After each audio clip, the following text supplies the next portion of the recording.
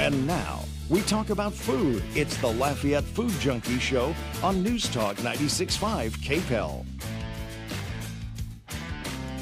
Welcome back to the Lafayette Food Junkie Show on News Talk 96.5 KPEL. I'm your host, Tiffiany. Here we talk about all the food happenings around Acadiana. If you like food, tune in. You might learn something new.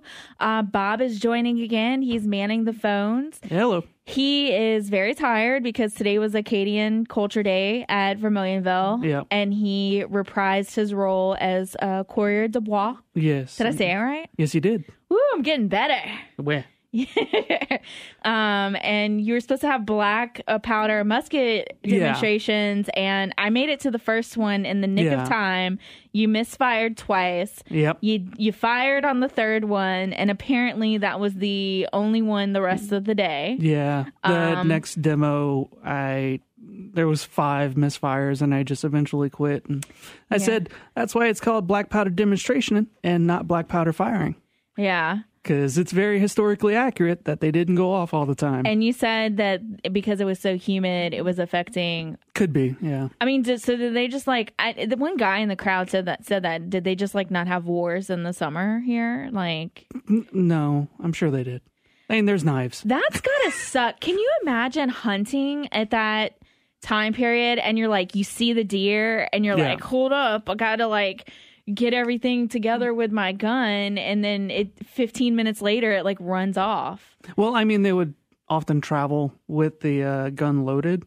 Oh, so they were ready. Yeah. To just but still, it could easily misfire. Yeah, and you had all your furs out, and I didn't realize that, because I'm an idiot, that we had beaver in Louisiana, and we did talk about this on another show. Yes, we did. Yeah, and surprisingly, the softest fur was the nutria rat. Yeah. And you said that's why they were brought here originally, was for the fur trade. They brought them up to farm them for the fur and the meat, but a couple hurricanes happened, they got out, and now they're everywhere. Now I want to go to Girard Park and catch one and just pet it because they're so soft. And then you were like, feel the belly part. It's even softer. And they're supposed to be good eats. It's supposed to be like a sweet kind of meat. Really? Yeah. Have you ever had that, Chef Paul? No. You think you may want to put that on the menu at some point? Weren't they trying to get people to actually hunt them more because they're so invasive now? Yeah, they've tried popularizing it in restaurants, but people can't get past the name rat. I mean, and also there's the Louisiana Department of Wildlife and Fisheries has a $5 bounty on the tails. Really? Yeah. So they're just trying to manage the population. They're just trying to get them out. Maybe we should start having them as pets. They're so soft. They're so soft. I'm sure they're ornery. I'm sure. I actually follow a couple of people on Instagram that rescue possums. Yeah. And that was another one of the furs that you had there was possums. They weren't that soft. Yeah. And the mink is the one that you would typically think, you'd think is the softest, and nutria was way softer than that. Yeah. But anyway, going back, she rescues possums, and she has Instagrams for them and dresses them up, and I'm now I really want a possum. I to continue my ongoing possum PSA, possums eat ticks, and I love possums because of that. Yeah, they're really good for the environment. I'm very pro possum, and I would love one for a pet. Don't know how my cat would feel about that, but I would definitely want one as a pet. I feel like I've eaten possum meat. I feel like that is one. I know I've definitely had raccoon. Mm-hmm. I've had rattlesnake. I'm pretty sure I probably had possum at some point. Did you try the nutria before? I have not. You have not? No. About 15 years ago, they were trying to make a strong case for restaurants to use in Louisiana, ground as a ground meat. They were trying to push that real hard. A couple big names got in there to say, oh, yeah, look, you need to do this. Never kicked off. No. Man, they should figure out a different name for it. I think that would help. I feel like if it had a better marketing campaign, maybe the Nutri-Rat needs to get a PR team behind them, and they can get this going. Because I feel like if they definitely marketed it differently, that this could get going. Because I mean, look at the wild hogs are so invasive now, and now they have like you can go and get it processed and to be able to be served in restaurants now because it's so invested. I mean, maybe that'll happen with the Nutri-Rad. Well, they could use the French ragonda. Yeah. There you go.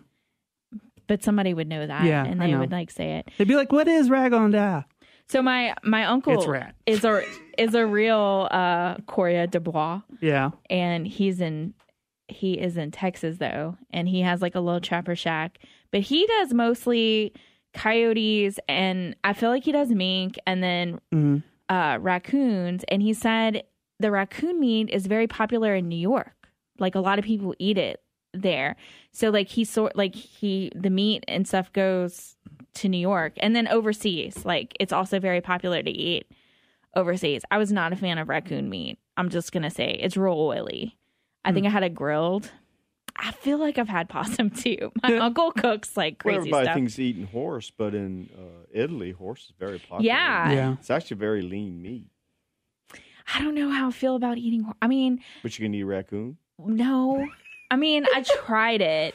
See, my thing, I feel like I had a conversation about eating horse meat, and I felt like I would do it because I was like, if we eat cow, just try it. Yeah, and it's very popular in different Italian dishes, so it's like, yeah, you would try it to check it out, but it's just a cultural perception. Yeah, it is. And I mean, the same thing with like veal. Like some people eat veal and some people don't, and I'm not the biggest fan of veal either. But then some people are against foie gras. Yeah. Not a fan of that. Baloo, I think, is another one that's really controversial. Yeah. That's the baby chicken in the egg still. Yeah. They like eat the whole thing. Beak and all. I don't think I can do it. Yeah. Do you remember our first date when we went to Laotian New Year? Yeah. And we were going to eat the fried duck heads? Well, I was down. I was like, I feel like that's going to be too chewy. So we got raw tripe instead. Yeah, which isn't chewy at all. That was like the worst, best first date ever. Yeah. It was so memorable. I still owe you a lob do-over. You do. To make up for that. Always go with the fried. Yeah. Well, and that was the whole thing. So they had like duck feet and they had like duck heads. And he was like, when else are you going to get to try a duck head? And I was like, I really like your rationale for that. I was like, I see where you're going. I said, I feel like there's not, like, because I've had chicken feet before, and it's nothing. It's like a lot of work. It's why I don't eat crabs. It's a lot of work for not a lot of payoff. And that's kind of how I felt with it. And that's how I kind of felt the duck head was going to be. Like, it would only be like soft around where the brain was, because I mean, I'm sure that's the only reason really you're eating it is for the brain, and then maybe the eyes. And I've had fish eyes before, and that was not a fun experience. See, this is all speculation because you didn't step up. Yeah, I know. Well, we can go next year, and if they have the fried duck heads, we'll get it then. It's on, and we'll check it out, and maybe it'll be a better experience. It can't not be than the raw tripe lob that was a disaster. Yes, of a day. All right, we're gonna take our first break, and when we come back, we have more with Bob, and we have more with Chef Paul Gibson, who's our guest co-host tonight. So come back to us. It is the Lafayette Food Junkie Show on News Talk 96.5 KPEL. Hi, this is Beth James, co-owner of Prairie Ronde Rice from James Farms in St. Landry Parish. We're excited to sponsor the Lafayette Food Junkie Show here on News Talk 96.5 KPEL. From the only local farm-to-table mill in Acadiana, Prairie Ronde Rice is the highest quality rice that you can buy. We take great care in growing and milling to very high standards. Because we're a single variety grain, we cook more evenly. Ask for us at your local grocery store or restaurant, or purchase us online at prairierice.com. From our farm to your table, Prairie Ronde Rice. Is your vehicle so dirty that little kids are writing "wash me" notes on it? Is your wife ashamed to ride with you? Do you have trouble remembering the original color? Then it's time to go see The Wash at Service Chevrolet. The Wash offers unlimited monthly wash plans starting at only $19.99. Plus, the vacuums are always included. Stop by The Wash at Service Chevrolet on Ambassador Caffrey and keep your vehicle looking brand new. TheWashLafayette.com. These days, there's enough to stress about. Do I eat enough kale? Do I eat too much kale? What's the best way to sell my car? What color should I paint the kitchen? Well, at CarMax, we can't help you with the kitchen or the kale, but we can help you sell your car. Because at CarMax, we make real offers, not estimates. So you can sell your car quickly and get back to pondering your leafy greens and picking the perfect paint. CarMax, we buy all the cars. Today we decided to walk to school. The light counted. 15, 14, 41, 31, 13. We took a left on Carroll Street. Danny's smart, but he gets distracted. I realized he forgot his homework. I hope he doesn't have another bad day at school. When you can see learning and attention issues from their side, you can be on their side. That's why there's Understood.org, a free resource for the parents of the 1 in 5 kids with learning and attention issues. Go from misunderstanding to Understood.org. Brought to you by Understood and the Ad Council. The best tasting radio show in all of South Louisiana. It's the Lafayette Food Junkie Show on News Talk 96.5 KPEL. Welcome back to the Lafayette Food Junkie Show on News Talk 96.5 KPEL. I'm your host, Tiffiany Deku. Bob is manning the phone line, so if you guys want to call in with any questions or comments, he'll be answering the phones. It's 232-1542. And joining me tonight as guest co-host is Chef Paul Gibson with Pont Breaux restaurant in Breaux Bridge. So we did a recorded interview with you, and then afterwards, Bob and I had this big conversation on the show about, was it Pont Breaux or was it Pont Breaux? Pont Breaux. Right. And then we kept going back and forth, and this wonderful lady called in and schooled us and said that it's French for bridge. And that's, where the name came from. So now I'm like, and I'm probably still butchering it with my white lady language, but I'm getting better with some things. Bob has to school me so much on the way I say certain. He may have to help me too then, because it's my first rodeo on that one too. Really? So, oh yeah. Yeah, and I didn't notice it until I kept thinking it was Pont Breaux, and then I was like, there's not an I in that. It's P-O-N-T. I think it's, and Bob was like, I'm pretty sure it's Pont. Yeah. And I was like, are we saying it right? And then the lady called in and gave us the correct way to say it. Yeah, like P-O-N, basically. Yeah, basically. And then gave us some history with that too. So it was really nice. Thanks for joining us tonight. You had to work all weekend, so and then after this you got to go ice cakes. So you got a ways to go. Oh yeah, a few more hours, my day will be done. Okay, so anyone who didn't listen to the recorded interview, so give us a little rundown of your background and your history in the culinary world. I was born the son of a sharecropper. And, I'm sorry, wrong story. No, I've been in the industry a little over 30 years now. I know I don't look it, but ripe old age of 48. Kind of one of those stories. Started out as a dishwasher, worked my way up thing, went in the military for 10 years, and that's where I really honed my skills as far as organization, leadership, things of that nature. And I was fortunate when I got out to work with some good people. Did a stint at Charlie G's, and then just took off from there. I had my wife now, Bonnie. We owned Bonnie Bell's Bistro for about 10 years. Which was very popular. A lot of people were very upset when you guys closed your doors. I was too. But and then I've been doing a lot of consulting since then, and then since January I've been with Randy and Jerry at Pont Breaux and trying to get things better. You guys have a great burger.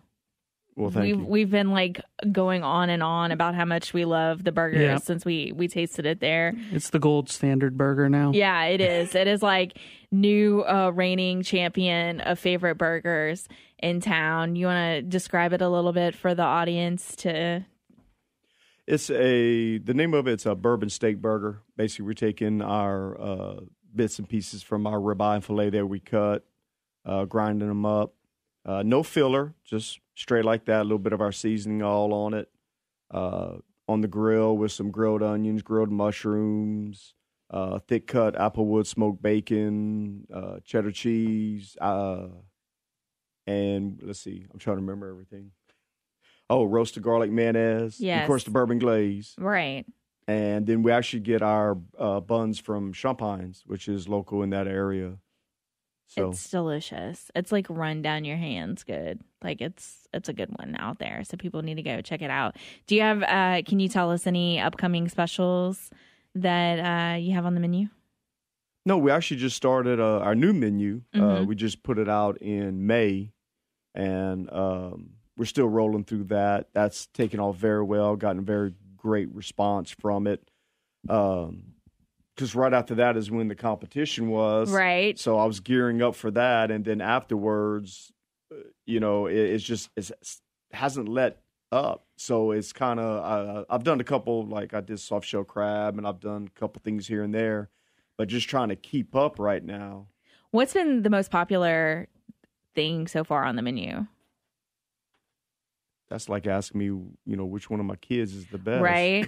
I have 5, so I'll tell you when we get off air. All five children. The ones that are listening are the best. Are the best.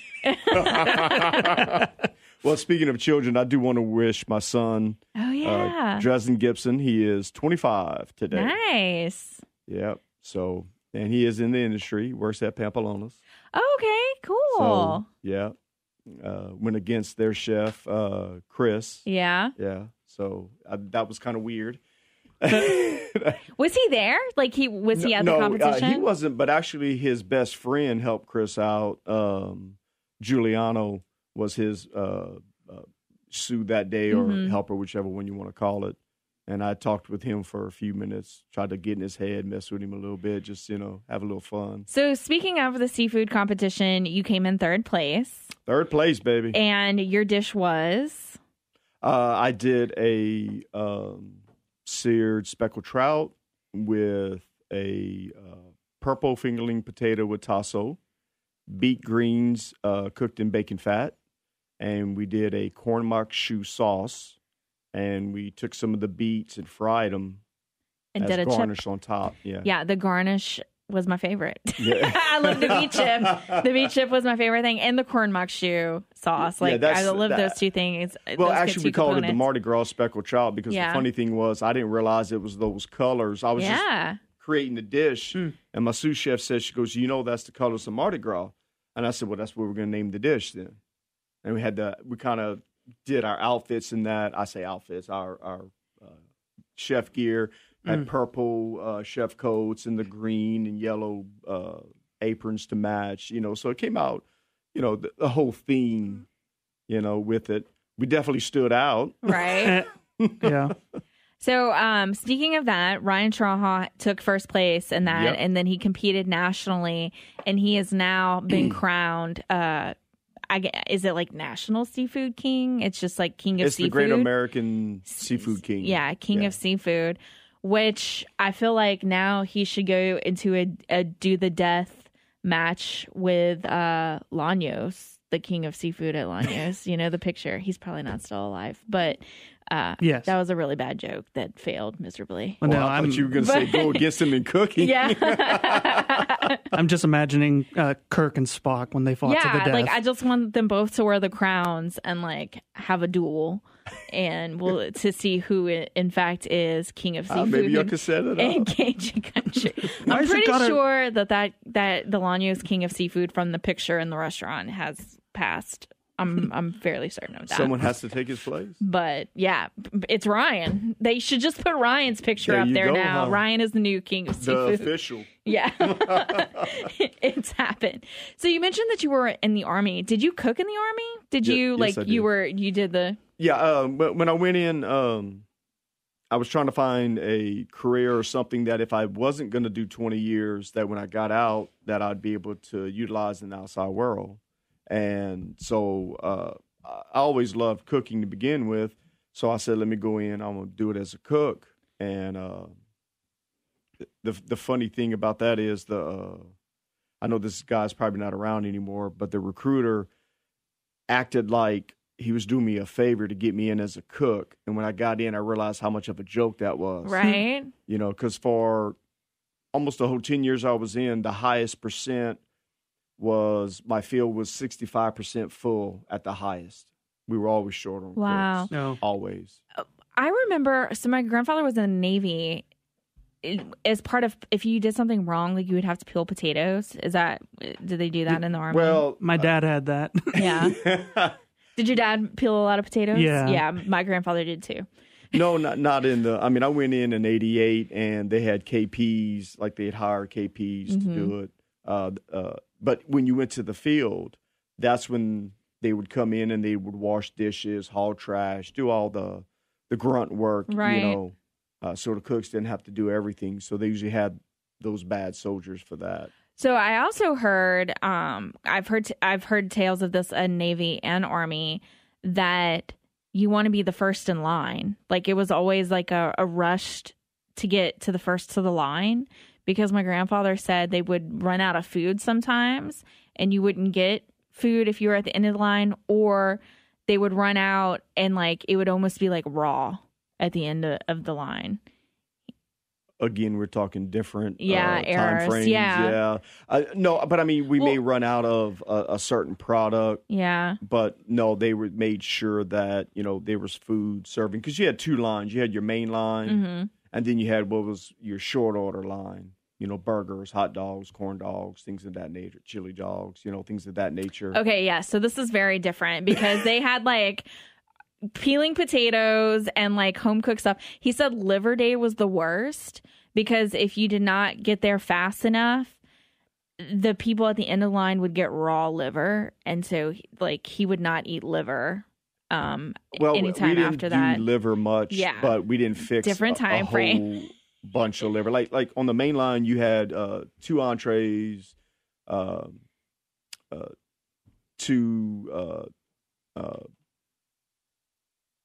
vegetables, things of that nature, 2 starches, a soup, gravy, things like that.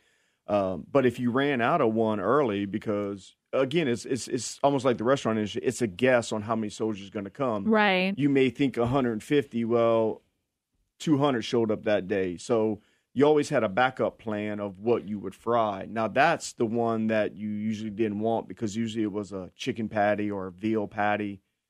Not the best thing in the world, but that was something fried real quick, put out there so it would be able to keep the line going. Okay. Yeah. So, totally different time frame.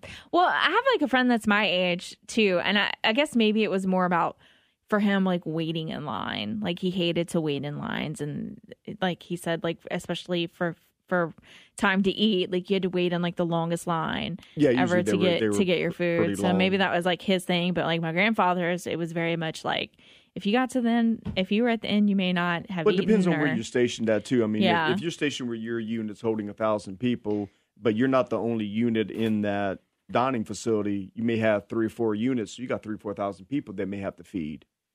So it's a little different like that. And he was stationed on a lot of ships, so it could be different. For ships too. So I've never been on a ship for that. Yeah, so. I mean, somebody had to make the conscious decision to pack that much liver. I remember that. I remember the peeling potato story. I remember not wanting to be last in line because of raw liver. Like that. Yeah. That's the 2 stories that I remember about food in the Navy, and I was on ships because I mean most of the time that he like retired out of the Navy, like that's how long he was in it.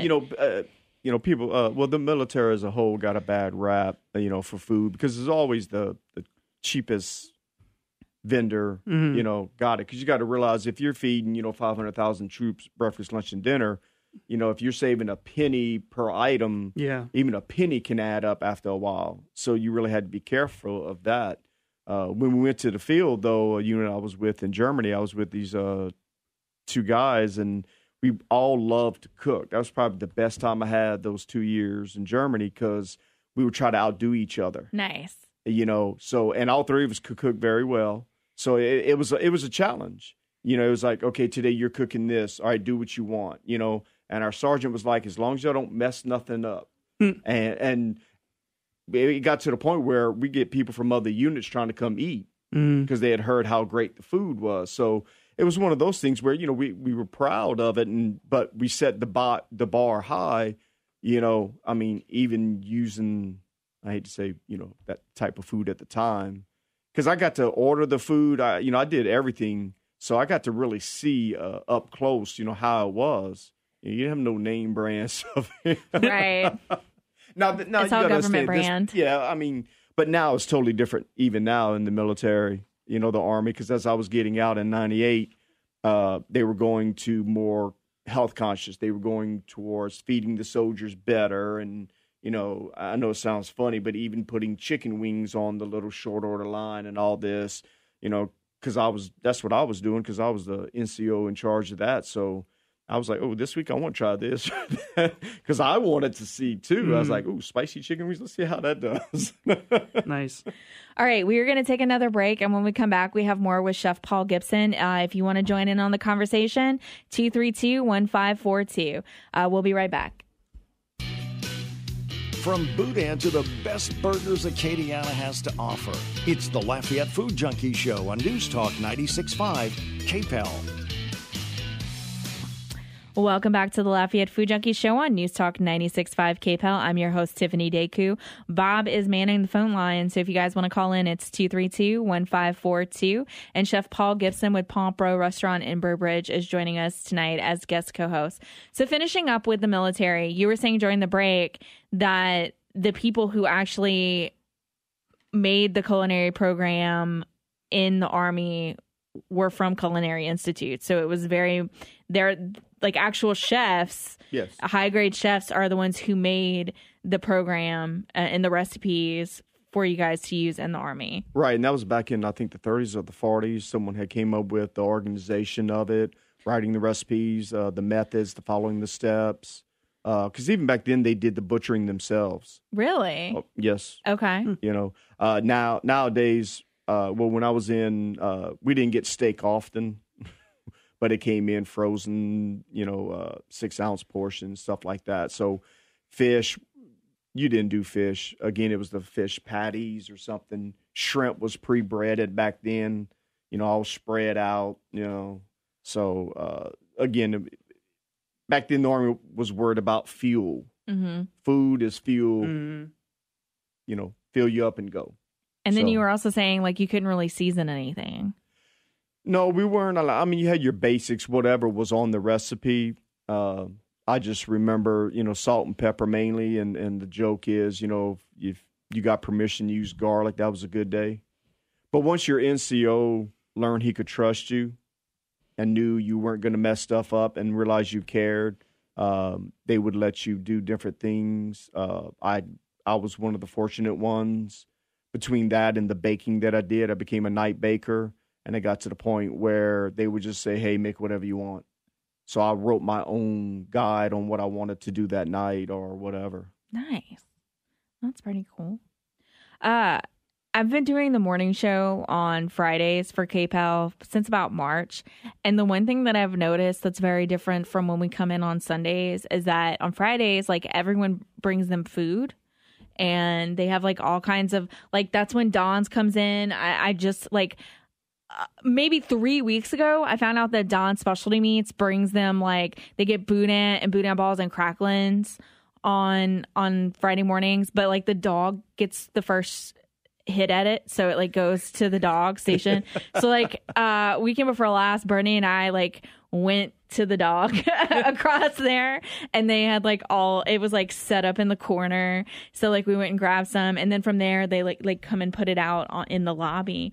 Well, when I got here last Friday, this place, Cajun Meat Market in Youngsville, had brought boudin ball biscuits. So, and it was really cool that they cut them in half. So it was a giant boudin ball that they had smashed with the biscuit, and it had Steen syrup on it. My favorite. Yeah, Bob is obsessed with Steens. I wasn't the biggest fan of the Steen syrup on it. I felt like it was a little too sweet. But Bob would have loved it because he's obsessed with Steen's syrup. We need to buy stock. Them and B.O.'s and Rishi's Why Not Stop. Yep. Are your favorite Holy things. Trinity. Yeah. But so I posted the picture of it on Instagram, and I said it was a little sussy from the meat market, and everyone went crazy because I used this word. And I was talking to you about it, Bob. Yeah. And you didn't know what it was. No. Do you know what a sussy is? No. Okay, yeah, both of y'all don't know. Nope. So I learned it from a coworker who was from the Rain area. And so apparently only certain areas of Cajun country uses it. And a sussy is like a little gift. It's like a little something extra kind of thing. So that's why it was like perfect to call the little biscuit a little sussy, because the meat market brought it, as a little gift. Almost like lagniappe. Yes, exactly. Usually that when I describe it, like that's exactly how I do it. But I said a little sussy, and like so many people went crazy because they were like, "Oh my God, my parents use that word. I haven't used it. I never hear it." That's awesome. And it's so crazy to me that in Cajun country, like it just goes to show you that even like every little family and every little town has a little difference and a little variance to it, because you had never heard of it. You had never heard of it. I was raised in Crowley. Yeah. It's like everybody's mom's got a different gumbo. Oh, don't even get me started. Oh, please don't. on the gumbo debate. Open the Pandora box of food topics. Yeah. It's so hard to sell gumbo in a restaurant because everybody can either make it better than you, or they always compare it, and it's just, you have to make it to where, I guess what I'm trying to say is, majority of the people will like it. Yeah. I mean, it's really, sometimes to me, cooking is a 50-50 guess. Just because I like it doesn't mean everybody else may like it. Right. But you got so many different types of palates that you have to hit. True.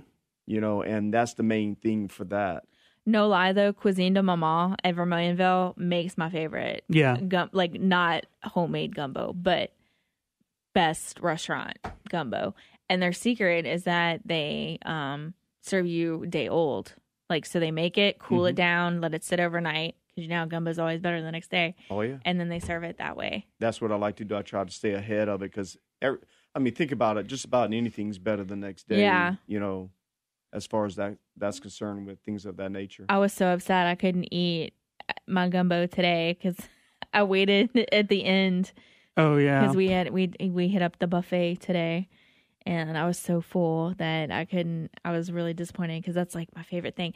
And then it's like they serve theirs with bay leaves in it. Do you do yours with bay leaf? No. Okay. So the funny thing about that is I feel like the bay leaf is almost like the baby in a Mardi Gras king cake. Like it's like that special that like whoever gets it has to make the next spot of gumbo.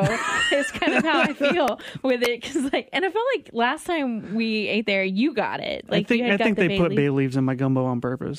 Where is you this didn't have at? it today. Vermilionville. Yeah, Cuisine de Maman at Vermilionville. But they put bay leaves in it, and that's like how, like if I've ever had a bay leaf in anything, I feel like it's almost like the baby in the Mardi Gras king cake. Well, think of it this way. I told that to a customer. He found a little piece of crab shell in the crab cakes, and I told him, I said, well, that's like the baby. I said, you got to buy the next customer. He just kind of looked at it and goes, here, you can have it back. Pay it forward. Man, crab shell. Okay.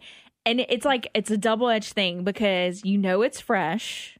Like, it's not imitation crab. Right. And it happens. I mean, there is no way you can keep that from happening. But when you get it, it is the worst. Yes. That is like no baby king cake. That is like the worst. That's the like non-baby. You are cursed. you have the cursed meal. But it's like the worst. Like you're eating, it's like it's so good, and then you get that little shell, and it's like, and it like. I tried to turn around. I was going to say, "Wow, you're the 1,000 customer that found that," but I said, "No, I don't think I'll go that route." Yeah, it's just like it sucks, but it's like like it's gonna happen. Like it's. Well, I mean. Yeah, I guess. I mean, you try to pick it out. I mean, we lay it out on a sheet pan, and we're like, if I could get a magnifying glass. Like you try to get it through there. You try to get as much as you possibly can. And then it's going to suck on your part, too, especially if you go into that great length to keep that from happening, and then it still happens. It's just like the luck of the draw. Well, the thing is, like, you go through a batch, and nobody, no one has said anything, so you think you're good. So the next time you do the exact same thing. And then somebody gets it. And then somebody gets one, you're like... What the? Womp, womp, womp, womp. So you have an event coming up in October. You're going to it's a food and wine fest in Monroe, but it's called like the North Delta Food and Wine Fest in Monroe. Do you know what you're cooking for it yet? Yes, I do. It's top secret, and okay. I can't let anybody know that. No, actually, I'm going to do. I have to have it turned in by Wednesday, so I guess I better hurry, huh? I came up with the dish, but I'm trying to figure out a better way because they're going to be pairing wines with it. Mm-hmm. But it's I don't want to call it. It's not a Chinese 5-spice, and actually it's like 8 spices. But different spices. Got some coriander, some cumin, dry mustard, a little nutmeg, and things of that nature. And I'm going to smoke the duck breast. And I'm going to serve it over a roasted eggplant and garlic puree. And then I'm going to have duck crackling. I'm going to take the skin, fry it, and come back with just a little bit of andouille oil on top. That we make the andouille oil ourselves. Bob, we need to go, see about hitting this up. I mean, we need to go explore. I need to explore Monroe. That's in one area of the state that I haven't really done a whole lot in. And also, the area above Lake Charles, that area of the world, too. There may be nothing there, but we can go and check it out. We can make it happen. Yeah, we need to go explore. We need to do this more because that sounds awesome. Yep. All right, we're going to take another break, and when we come back, we have more with Bob and Chef Paul. Again, if you want to call in questions, comments, or anything like that, it's 232-1542. Come back to us. It is the Lafayette Food Junkie Show on News Talk 96.5 KPEL.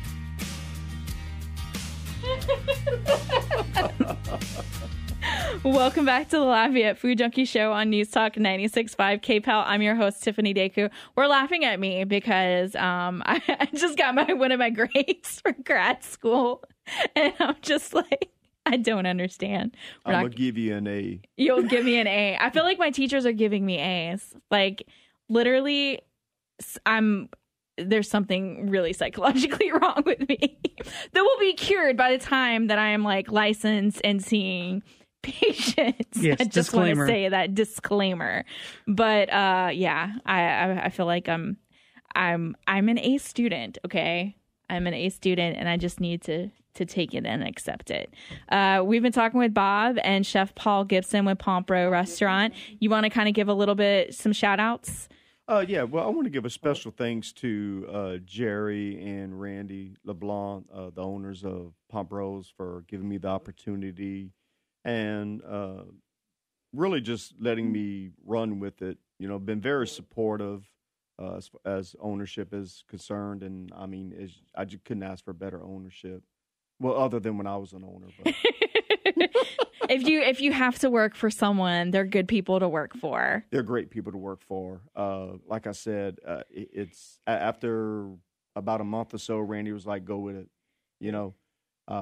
I let him try things that I was doing, and just the trust factor is there, which even helps you as a chef because you can do your job even better. That way, you don't have to worry about that owner. What about this? What about that?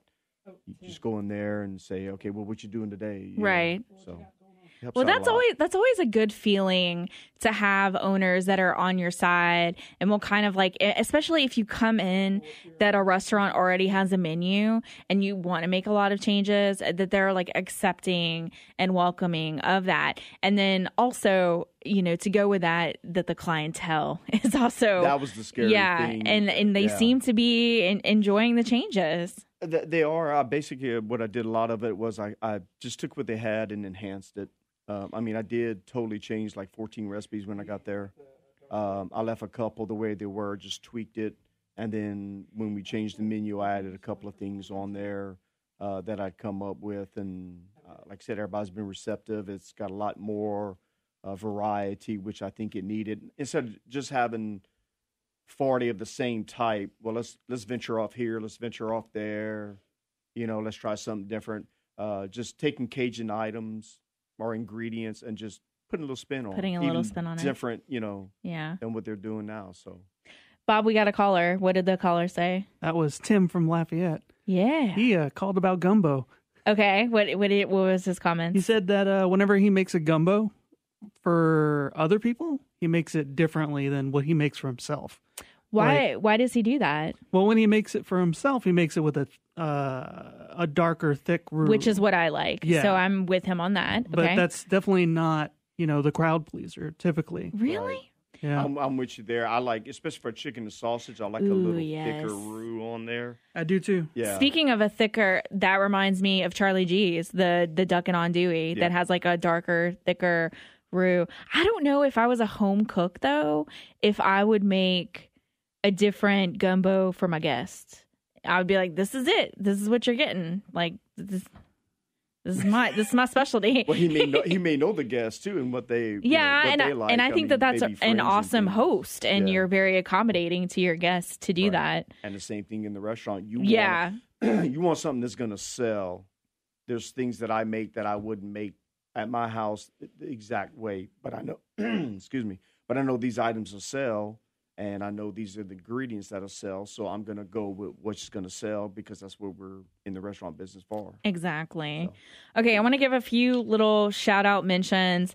I got to check out Parish Brewing finally this past Wednesday. I was off during the week, and there's nothing like day drinking on a Wednesday in the afternoon because, like, no one was there. Because, like, the last time I went to Parish, we went with a friend and it was on a Saturday, and it was, there were so many people there that it was overwhelming. And it was my first time there. They have the seasonal sips menu that they're putting out, which is like fruit, tart, sour flavored beers, which is the only kind that I like. And I didn't want to feel like overwhelmed or pressured, like to hurry up and decide what I wanted. So because it was a Wednesday, I was off in the middle of the day drinking. I decided to get, I think it was like a 6 or 7 sampler. I got to taste all of the ones that they had but one. So I think it was like 6. So I tried like 6 different beers and it was delicious. My favorite one, I'm blanking on the name, but it has kiwi, coconut, and lime in it. And it was very refreshing. Have you had a sour beer before? No, that your face is like saying no. I'm not a beer drinker per se, but being stationed in Germany for 3 years, when you drink German beer and you come back to the States, no offense against anybody. It's different, yeah. It's totally different. You know, it really is because it has body and it had flavor. And I hate to say that, but to find something in the States that has that. Now, something like that might be different. That's what I'm saying. Like, if you're not a beer drinker, because I'm not, up until I discovered that I liked sours, I felt like beer was liquid bread in a glass. Yum. If you're a wine drinker, this is like your common ground. Like, this is your introduction into the world of beer because it has like a lot of like it's fermented with fruit, so it has like a lot more fruitiness. It's a little sweeter to it, and then some of them are super sour. Like they have a double raspberry that's like real pucker. Like it makes you really want to pucker. But they're nice. Like it was just it's really cool. I'm so excited that the local breweries now are no bourbon beer. No bourbon beer. Well, a lot of them have. You know what? Speaking of that, a lot of them do the barrel aged. But next weekend, and he's coming up in September. There is a new distillery out of Branch. They were a crawfish rice farm, and they've gotten into the world of they're doing vodka. So their vodka is on the market right now, and we're actually going to be meeting with them Sunday before the show to get a bottle. And he's going to come on as a guest, and we're going to talk more. But they're aging whiskey right now, and it's in barrels aging. It's like 2 to 4. They said 2 to 4 years from now, it'll be ready. Oh, wow. Yeah, so I'll be interested to see, because I've always heard that we can't do whiskey here because it's not like the humidity and something about I don't know. I've heard that it doesn't really work to distill it here. Yeah. So I'm curious. I'm really interested to see what this is going to be like, because even like the distillery that we went to in Baton Rouge, the Caneland, their whiskey, they finish it here. They actually ship it from Tennessee, and it's finished here in barrels. But they're actually distilling it here. And I was always under the impression that we don't have the proper environment to distill whiskey. Why? We did moonshine. I don't know. Did we do was moonshine really a big thing? You know what? It was a big thing because my family in North Louisiana were rum runners, but I don't know if they were actually distilling it here either. It might not have been it was probably like most popular rice place, or potato. But exactly. Or corn. I mean, it was done here also. So, but that's what I've always been told. And if anyone knows differently, and when we meet with them next weekend, and that'll be something that we'll talk about on the show. Also next month, I have somebody. I had a guy from Cajun Brewing on to come and talk about Cajun Brewing. And unfortunately, Cajun Brewing announced this week that they're going to be closing. So he's still going to come on. We're going to talk about beer, but we're not going to talk about Cajun Brewing. That's another thing that I've heard a lot about, and I'm hoping that we'll kind of go into some detail about that. Is like the laws here are so complicated for brewers. And I keep thinking, like, when I think of Parrish and I think of Bayou Teche, I always think of them being in Lafayette, and they're not. Like, they're in Arnaville. So the laws for them are different than Cajun Brewing that was actually in Lafayette. And so I have a feeling that part of the reason why they're closing is something to do with the laws. And so I kind of want to maybe not necessarily talk about why Cajun Brewing is talking. Mind as much beer as we drink here, but for us to make our own beer, they're gonna handcuff us. Yeah, it's very complicated, like the different laws that they have. And Carlos and I were talking about that a little bit last weekend. Speaking of sours, they just released at Bayou Teche the fried green tomato sour, and if you're thinking, ew, it tastes like cucumber. Like, it's not like, and not even like real cute. Like, that's what it was most reminiscent of me for. And it was sour. It was a good one. Yeah, I know you're not a fan of sours, but I'm a fan of sours. So I really liked it. I like that they get you to the brewery. Yes, exactly. For someone who doesn't drink beers, like I'm like, yes, let's go. Yeah. And I'll go check it out. And then you can drink the other beers. Like the Parrish has Rev Coffee Stout. Like, that's one of their really popular ones, and it's almost like drinking like a cold brew. Yeah. So if you like coffee, that might be one that you can check out too. Not a coffee drinker. Not a coffee drinker. Well, I tried. I'm sorry. Also, want to give a shout out to Don't drink coffee. What do you drink? Tea. No, well, a lot of I used to drink Coca-Cola a lot, and then when I became a diabetic, I've had to take off from that. So a lot of water and mixers to, because just plain water after a while. Yeah. Thank you so much for joining us tonight. This has been a pleasure. Well, I appreciate y'all having me for the whole time. All right. That's our show. Thank you so much for tuning in. Join us next week, Sunday at 6 p.m. This is Tiffiany Deku on News Talk 96.5 KPEL, and this is the Lafayette Food Junkie Show. Thanks for listening. And as always, happy eating, Acadiana.